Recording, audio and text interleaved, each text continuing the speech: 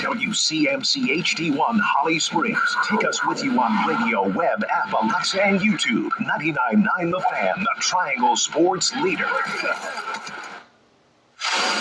Coming up on Sports Center all night. Two former MVPs go head-to-head in Denver. Inbound Jokic, spin move, and a fadeaway three. Yes! At the horn! Right over Eric Gordon! Was there any doubt that thing was going in? Are you ready for the madness? Right side, outside the arc, Wiggins. Wiggins with the left-handed dribble. Sees it to Gerard. Kitchen fire three. Joseph hits it. Foul! He'll go to the line looking for the four-point play. Got him. We take you around the association. LeVert with 10 on the shot clock. Back to DG. DG driving on Porzingis up with the left hand. No way! Foul on it. Slam home. Dean Wade slams it home to put the Cavs up 105-104. Plus, who needs to find a new home in the NFL? Illegal tamper right now. Baltimore Ravens. Baltimore.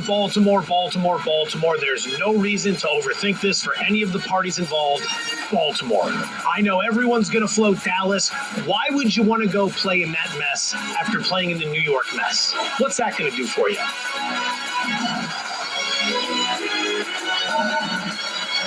He said he was looking. Basketball didn't work out for me, and I wanted to be a backup tight end. I got good hands, so yeah. He was just, he's like, yeah, that was just awesome. Fourth quarter, blowing up like that was great. So it was pretty cool. From the worldwide headquarters of ESPN, this is Sports Center all night on ESPN Radio and on the ESPN app. Now, here's Jay Reynolds. Who is going to need a change of address form in the NFL? That's straight ahead. From the lavish studio number 1. Sports Center all night, ESPN Radio, the ESPN app, Sirius XM Channel 80. In the NBA, Boston Celtics are on the move. Their change of location, though, just a handful of road games.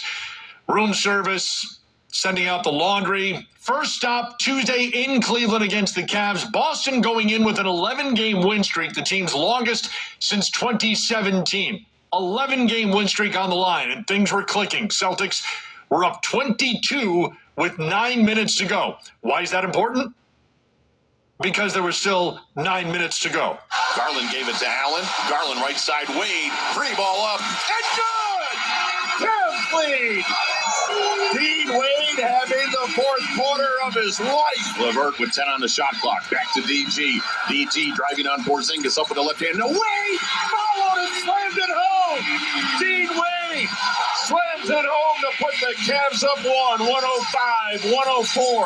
Cavs digging out of a 22-point hole. Dean Wade making 5 threes and scoring 20 in the fourth quarter. He outscored the Celtics by himself. Boston down 1 in the closing seconds. They get the ball to Jason Tatum. And as he takes a fadeaway jumper with 0.7 of a second to go, appeared to draw a foul from Cleveland's Darius Garland. It was called. So that would send Tatum to the line for 2, with Boston down by 1. But the Cavs challenged the foul call, and upon review, officials overturned the foul call. So instead of free throws, we had a jump ball at center court with 0.7 of a second to go. Cavaliers go into a defensive jump ball position. Ball goes to White. Buzzer sound. Ball game. Cavs win in remarkable fashion. Cavaliers win 105-104 in one of the more remarkable victories you will ever see or hear as this Rocket Mortgage Fieldhouse crowd erupts. WTAM in Cleveland asked for how the ending sounded in Boston. 98.5 The Sports Hub. Porzingis and Jared Allen on the jump ball. Porzingis wins it to Derek White. The clock immediately goes to 0, but they don't start. They made a mistake. No, they're saying the game's over. They started the clock as soon as Porzingis touched it. So Derek White didn't even get a chance to catch it. The clock is hit 0-0. The game is over. The win streak is over. And what a brutal way for it to end. There'll be a lot of discussion about these final possessions and how they were adjudicated. But the reality is the Cavs came from 22 down in the fourth quarter and somehow get it done. The final score, Cleveland 105, Boston 104. Celtics led by 22 with 9 minutes to go. First time since at least 1997 they've lost a game after leading by more than 20 in the fourth quarter. They had been 364-0 in that span of more than a quarter of a century. Cavaliers finished the final 9 minutes on a 34-11 run for Coach J.B. Bickerstaff. It's just not our guys' nature to give up. And, we're obviously, been through situations where we've been shorthanded, we've been down, and it seems like every single time it happens, somebody else finds a way to step up and help us win. But our guys won't quit. The momentum got going, the crowd got going, shots started falling. And, we had done, second quarter, I thought we did a great job defensively, not so much in the third. But, we knew that there was a scheme that we could execute that could help us defensively. And I thought, our defense obviously held. We rebounded the ball well in the fourth quarter, not giving them a bunch of extra opportunities. And then, again, shots started to go. We started getting confidence there. Celtics lost snapping an 11-game win streak. Celtics had a win probability of 99.9 when they took that 22-point lead in the fourth quarter. They wind up losing the lead and the game. It's the first of 5 straight on the road for Boston. ESPN analyst Tim Legler. I think they're looking at this challenge as really statements. Cleveland's a team that potentially, could end up with the 2 seed. Certainly a team that you might have to see at some point in the postseason, and they're one of the best defensive teams in the league. And then, of course, you've got the defending champs, a team that came into your building and beat you 100-98 in a game, Shea, that was played to Denver's liking in terms of pace. That is something Boston would like to reverse. They'd like to go into Denver and prove that they can win there. They might have to play on the road and potentially in the NBA Finals against a team like that. And then Phoenix, the third team on this trip. That's a team obviously trying to get themselves together, trying to get right, but a high-powered offensive team. And again, a team, depending how it breaks in the Western Conference, that you might see down the road. So I just think these are great opportunities for the Celtics to continue to pound that gavel. They don't want to just win a championship. They want to be great every night in doing it. Let's go back to that Denver Nuggets game that's coming, because as you mentioned, they've already lost one to the defending champs. And in that game, they decided not to double-team Jokic. Do you think that's the same road that they should go down when they face them again in a couple nights? I don't think you ever give Nikola Jokic the same coverage multiple times. You're going to have to mix it up on him more. I understand what they were trying to do, because I think Jokic at times could be a reluctant scorer. And he's a guy that wants to pick you apart with his passing and control the game and run the game, make guys better. And sometimes you dare guys like that to take as many shots as it takes to win the game. But I think that would not be a great formula, particularly the areas of the floor he likes to operate in. He's going to get some single coverage in the middle area of the floor. He's going to destroy people from there. So I think you're going to see a different approach on the part of the Boston Celtics. I'm just very curious to see if the Denver Nuggets can slow down this onslaught that the Boston Celtics are hitting teams with from the three-point line right now. That is where they're ending games. Let's see if Denver has a response for that. Celtics will be in Denver on Thursday. Sports Center all night, ESPN Radio. Nuggets on Tuesday, hosting the Suns. Phoenix on the road, building a 22-point lead. Oh, we've seen this before, right, Boston? Suns blow that 22-point lead. And with a half minute to go. 35 seconds left as Beal dribbles right wing. Crosses over on Porter. Goes to his right. Gets into the lane. Spins and gives to Durant at the top of the arc. He'll shoot a long three and bury it from the left wing to tie the game at 102. What a big-time shot for Kevin Durant, who had gone cold, but somehow found it in him to tie it. Tied at 102, so we are off to overtime. Kevin Durant on the right wing. Lobs to O'Neal with 5 on the shot clock. He'll put one up over Jokic. It rolls around, comes off. Eubanks tips it. O'Neal gets it. Out to Beal for 3. He got it. Bradley Beal strikes the pose. What a big-time 3 on the left wing. He's got 14 on the night. Suns go up 6 in overtime. 110-104. So O'Neal will inbound, or rather Beal will inbound under the hoop. Finds Durant. Another 3 on the way. And another one goes for Kevin Durant. 35, the match's number here tonight. Suns take a 10-point lead. Call that one the dagger here in overtime. Arizona Sports 98.7, 117-107. Suns blow that big lead, but they win it in overtime by 10. Kevin Durant, 35 points. His 162nd career 35-point game, passing George Gervin for the 12th most in NBA history. Durant, after the win, spoke with TNT. KD, it was a tough fourth quarter. You guys weren't feeling it really offensively. It didn't look like you were in a groove. OT, y'all turned up, and particularly you. What was it about that overtime period? Yeah, I think we missed like 10, 11 straight shots. I know I missed 10 straight shots myself, but all of them felt great leaving our hands, and that's the name of the game. You just stick with it. And overtime, we was able to get stops, rebound, and get easy shots on the other end. You told me there's not a defense that you haven't seen come towards you. They got multiple defenders over there. Aaron Gordon was big and strong.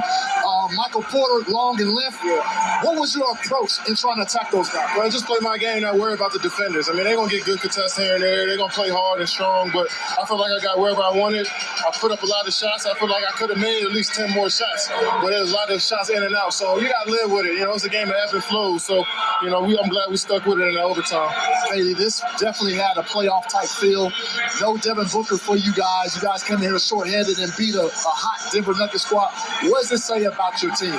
We're a resilient group. We try to figure it out as much as possible. Our coaching staff, always prepare us the right way. So it's on us to stick with it. And everybody on that bench tonight, everybody on that floor tonight was a team. We played together. So we got to build on this. Suns scoring 15 points in overtime. They had 12 in the fourth quarter. Suns snapping a 3-game road losing streak with the win in Denver. Nikola Jokic, 25 points in the loss. Denver's 6-game win streak comes to an end. So we thought the Celtics and Cavs and the Suns and Nuggets were both headed to blowout territory, but both Cleveland and Denver rally from down 22. Cavs win, Nuggets ultimately lose. Raptors also fell into a big hole on Tuesday. They did not rally against the Pelicans. Ball on the deck. Jonas has it. Jonas is the only guy down at the rebound. Somebody's got to help him out a little bit. Now, Alvarado to Z. Coming right side and a two-hand throwdown. Go get it, big fella. He did. ESPN New Orleans with the call. Pelicans a 139-98 win over the Raptors. They hang on for a 41-point win. Pelicans with 24 made three-pointers, their second most in a game in franchise Murphy. Trey Murphy had 34 points on 11 of 17 shooting. He had 10 of 14 from three-point range. Sports Center all night, ESPN Radio from the NBA to the college floor. Big matchup in the Big Ten. Number 12, Illinois, hosting third-ranked Purdue. Aberdeen pulls the defense to the right, pitches a Houck up top. Purdue gets a 77-71 win over Illinois. First Big Ten team to win back-to-back outright regular season titles since Ohio State in 06 and 07. Zach Edey with 28 points en route to the win. Seventh straight game with 20 points, longest streak by a Big Ten player this season. One shy of tying his career-long streak, which is 8 straight in 2022. Number 16, Alabama at Florida. Gators did go in as a 2.5-point favorite, but we didn't expect this. Aberdeen pulls the defense to the right, pitches a Houck up top. Inside, bounce pass caught by Condon. Reverse layup is good, and one. Fouled on the play. Hondo, the magician. Now working on Pringle. Into the paint, 2-foot jump stop. Puts it back to the goal. Hits a diving out, going to the rim. Layup no. Rebounded by Handlockton. Out to Richard, wing left three. Good. Off the 100th offensive rebound of the year for Micah Handlockton. A 3 on second chance. There's our buddy Sean Kelly from Learfield, Florida, with a 105-87 rout of the Crimson Tide. Florida's 10th game with 90 points this season. More than 90. They finished with 105. Their coach with our Marty Smith. Todd Golden and the Florida Gators dominate tonight at home. What'd you learn about your team tonight? You know what? We've been good in this building all year, and our team has stepped up when the challenge was there, and tonight was one of those moments. Obviously a great Alabama team, one of the best offenses in America, but I just thought we were really tough tonight, and I thought our guys did a great job of answering the call tonight and just playing with great toughness, both physically and mentally, for 40 minutes. You told them this afternoon to turn it up, that this was their house, and they needed to make a statement. What statement do you think was made? Listen, I wish we played the rest of our games here this year, and now we got to go on the road and get some neutral games, but again, the crowd's been amazing for us all year. Another sellout here tonight. And again, our guys have delivered. I'm really proud of our group tonight, for sure. And Florida gets the big win. Florida 40 of 46 from the free throw line en route to the win. Sports Center all night, ESPN Radio. Running back Saquon Barkley set to hit the open market. The Giants are not placing the franchise tag on him. How would Saquon look in Dallas? How would Saquon look in Philadelphia? Why would you want to go play in that mess after playing in the New York mess? Baltimore's the place to go. The NFL League begins in a week, and we have free agents who are out there now. The franchise tag window closing Tuesday. The window closing without Saquon Barkley being tagged in New York. Not a surprise. But the question now, since he's a free agent, will he return to the Giants? He has said in the past wants to be a Giant for life. ESPN insider Adam Schefter. You could want to be a Giant for life until you hear offers from other teams and what they have to say. And then you may want to be a Dallas Cowboy for life or a Philadelphia Eagle for life or whoever wants to bring you in and pay you the most money. That's what Saquon is going to want to do. This is what he's wanted all along. And I wouldn't buy into any of the talk about wanting to be a Giant for life. It doesn't mean anything right now. What means something right now is that he has the ability to leave New York. He has the ability to sign where he wants. He has the ability to go to the highest bidder. And it's funny how one man's tune can change. When somebody is offering more money, he may want to think and be a Giant for life. The fact of the matter is the free agent market will decide that for him next week, and we'll find out where he plans to spend the rest of his football life. ESPN analyst Andrew Hawkins. Yeah, the most important thing to Saquon and any player in free agency is being rich for life. So what I think fits for Saquon Barkley is actually in the Houston Texans. They have the cap space to pay him, and they're a team that really can compete for a championship. We saw C.J. Stroud come onto the scene last year. The thing that this offense didn't have outside of the great tight end play from Dalton Schultz, who they re-signed, Nico Collins, Tank Dell on the outside, their running game was not there. Saquon Barkley can shore that up so he gets to compete for a championship, get a skill set that is advantageous for C.J. Stroud in the pass game and the run game, and he can get paid, which is the most important thing. Let me reiterate it. He wants to be someone with a giant bank account for life. That's what's important right now. And we'll see where Saquon Barkley ultimately lands this offseason. Selection Sunday is creeping closer. Who may be losing some sleep? Sports Center All Night continues at ESPN Radio. Hey, it's your resident Super Bowl champ, Chris Cannon, coming up Wednesday as we get closer to free agency. I'll tell you if any of the available QBs can actually lead a team to the Super Bowl. It's unsportsmanlike, 6 a.m. Eastern, right here on ESPN Radio, ESPN2, and ESPNU. More Sports Center All Night coming up next.